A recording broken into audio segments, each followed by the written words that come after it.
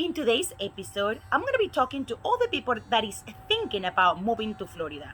Whether you're coming from New York, New Jersey, California, or any other part of United States, you just have the thought of moving to Florida. Now what? If this is you, let's watch the video. Hey everybody, this is marialarealtor. I'm doing this video today with this topic because in the last month, I will say I have been getting a lot of phone calls from people from up north that want to move to Florida, but they don't know what to do. They just had the thought about, okay, I want to move to Florida. Now what? Okay, so number one is you have to know if you're purchasing a house over here in Florida cash or you need to get a loan to purchase the home. If you are buying your house cash, you don't have any issue. The only thing that you need is hire me to find the house. We will find a home with the criteria that you and your family need. That is not an issue. But now, if you need a loan, there is several things you have to keep in consideration to see if you qualify to purchase a home here in Florida, whether you live in California, New York, New Jersey, or any other state. So, what are the things that you have to keep in consideration? Number one is, are you going to buy this home as a primary home or it's going to be a second home or an investment property? So if you're going to buy as a primary home, then the lender and the bank, they're going to ask you, okay, so if this is going to be your primary home and you live in New Jersey, what is going to be your income source? Are you going to find a job over there in Florida immediately? Do you have a transfer job from Jersey to Florida? Or you have to look for a new job? Or are you going to retire? So if you're gonna retire, it's safe. So it's not really a risk because you're gonna have a steady income coming in, and then you have proof that you're gonna receive that income.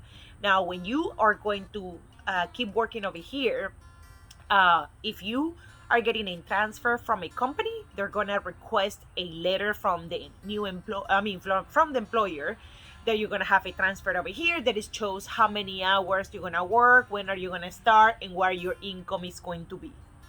So if you're gonna find another job, my recommendation, at least at the beginning, is to find a job that is on the same field that you're working right now in the state that you're living at.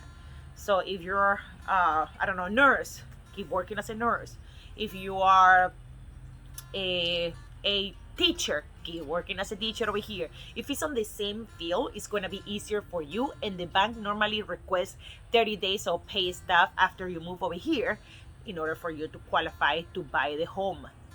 Now, if it's a second home, it's going to be probably a little bit easier because your income is going to still from the primary location, which is the other state. You just have to show proof that you're going to be able to afford both homes. And if it's an investment property, then the only thing that they're going to request is probably more down payment. Normally it's 20% of down payment with a conventional loan. Now, let's say that your case is that you're living in another state, you want to move down here, you're not going to continue with the same company, you just have to find another job. Now, it's going to be easier if you stay on the same field. If that is not the scenario, let's say that you just want to change lifestyle and you want to change everything. So the recommendation is, if you are under W-2 taxes over there in your state, find a job over here that stay with the W-2 tax return. Okay, something that is similar. Now, if you have your own business, that can be a little bit harder because probably your business is very successful in other state, and that might not be the case over here in Florida. So that probably is a risk for the bank to give you the loan. I'm not saying that it's impossible, but it can be a little bit challenging to get the loan. You can find a bank or lender in the state that you are. If obviously they have license also to do loans here in Florida, or you can find a local lender or bank to help you to get the loan. It's the most important thing. Number one, knowing if you qualify for a loan to purchase a home here in Florida. Number two, is very important for you to know what type of loan do you guys qualify for, because not all the houses that are in the market qualify for all the type of loan that you might get qualified for. So sometimes people start sending me houses. Maria, I want to see this, and that. But the person is qualified for FHA, and the houses doesn't accept FHA. They only accept conventional loan and cash. So and then it's a waste of time for you to be going to go, for you to go to the house when you don't qualify or you cannot buy. So that's why it's so important. Number one, know if you qualify for the loan. Number two, what type of loan you qualify for. And the most important is number three, what is your budget? How much do you qualify for? Based on that, now you know that you have a conventional loan that you have to put 10% down, and your budget is $300,000.